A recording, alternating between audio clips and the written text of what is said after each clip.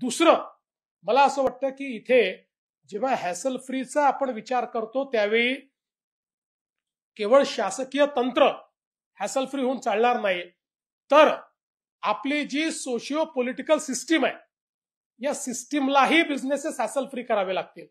आज आपण पाहतो मोठ्या प्रमाणात उद्योग क्षेत्रामध्ये व्यापारामध्ये एक दबाव आपल्याला पाहायला मिळतो. आमचीच माणसं घ्या, आमच्याचकडनं खरेदी करा, आम्हालाच कंत्राट द्या, आम्ही म्हणतो त्याच रेटनी करा. ही मानसिकता जर आपण संपवली नाही तर पुण्याचा विकास पुढे होऊ शकणार नाही. आज पुण्याच्या विकासामधला सगळ्यात मोठा बॉटलनेक जर काही असेल तर दुर्दैवाने या ठिकाणी जी दादागिरी घुसलेली आहे की जी इन्व्हेस्टरला त्या ठिकाणी हा निर्णय करू देत नाही की त्याला काय परवडणार आहे.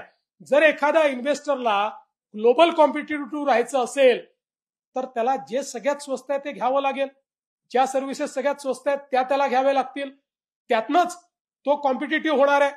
पण अशा परिस्थितीमध्ये जर अशा प्रकारच्या दबावामध्ये त्याला काम करावं लागलं तर या सगळ्या पॉलिसी काम करू शकणार नाही. त्यामुळे मला असं वाटतं की याही गोष्टीचा विचार हा आपल्याला करावा लागेल. आणि म्हणून या सगळ्या प्रोसेसेस ज्या आहेत या सगळ्या प्रोसेसेस आपल्याला एक प्रकारे आपला माइंडसेट देखील आपल्याला बदलावा लागेल. आणि हे सोपं आहे, हे काही फार कठीण आहे असं माझं मत नाही आहे.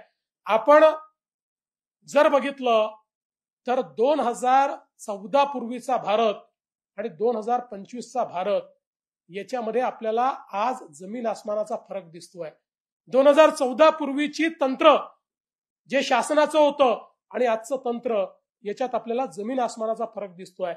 अशा प्रकारे जर इतका मोठा देश भारतासारखा खंडप्राय देश हा जर बदलू शकतो तर महाराष्ट्रासारखं एक अतिशय प्रगतिशील अशा प्रकारचं राज्य हे का बदलू शकत नाही. हे निश्चितपणे बदलू शकतं.